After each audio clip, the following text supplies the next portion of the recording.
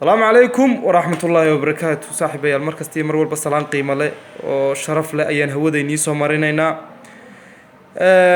ku soo dhawaada alaabteeni alaabo qiimo badan ayaad run ahaantiina uga barateen iyo maantii alaabo cusub.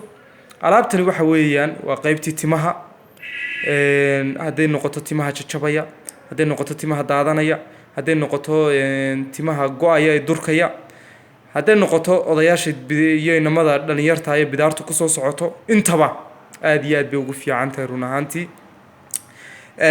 waxay ka kooban tahay saddex shay: waa shaamboogi, waa sprayga lagu buufinayo iyo conditionka. qofku marka hore shaamboogu ku meedhaya, shaamboogu markuu ku meedho biyo yar oo qafiif ah iskaga qaadaya, markuu ku qaado conditionkan ayuu markuu qalajiyo timaha ayuu conditionka isagana marinaya.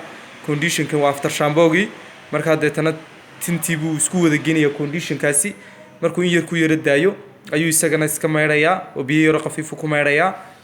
deetana spraygan oo mid lagu buufinayo aloe spray baa la yiraahdaa, oo mid lagu buufinayo ayuu deetana timaha ku buufinaya, kaasaas uu ku deynaya. marka intaas ayuu qaadanaya.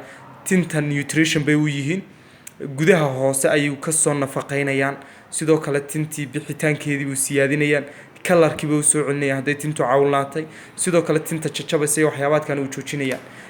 marka hore waxyaabaadka ay qabtaan waxa kamid ah horta tinta go'aysay marka hore ba joojinayaan. marka ugu horeysa markay joojiyaan deetana tintii inay dib isku soo celiso oo ay soo kaabto ayaa meesha imanaysa.